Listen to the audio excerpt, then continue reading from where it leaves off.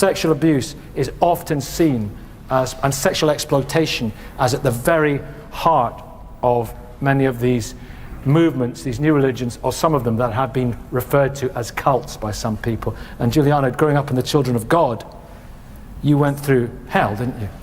Yes. There was a lot of child abuse in the movement. There's a lot of child abuse, but you know, it's interesting that it's not something that people go into thinking, okay, I'm going to join a cult, I'm going to, you know, abuse children, I'm going to, you know, do this and this and this. It's a steady conditioning that happens over a period of time. How old were you when you thought this is wrong?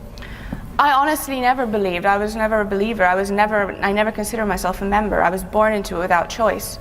And this is there's a large demographic of children around the world born into these groups when you saw who aren't given a full picture of the world. They're only when you saw that sexual abuse around you. Why did I mean as you grew up and it happened to you? And why didn't you go to the authorities? Why couldn't you go to the authorities? Were you a prisoner? Well, yeah, you're kept within a compound. For me, it's been a journey towards what I believe in, my own person.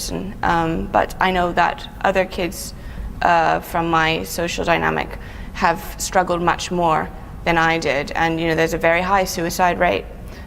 Just in the first 2 months of this year, there was 4 suicides from my group, the youngest being 16.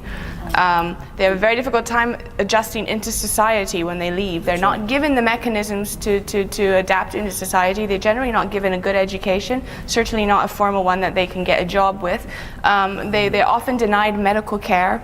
There's a whole environment where there's not enough of a transparency within these groups. There are no child protection policies in these groups, and this is where harm can happen. Ian Howard. This issue of sexual abuse has come up.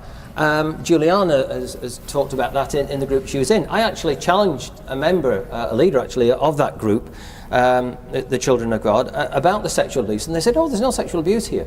Yeah. Another ex-member said later, well, of course, because we didn't define it as abuse. Yeah. We said if we were having sexual relations with children, that was done in love, and therefore it wasn't abuse.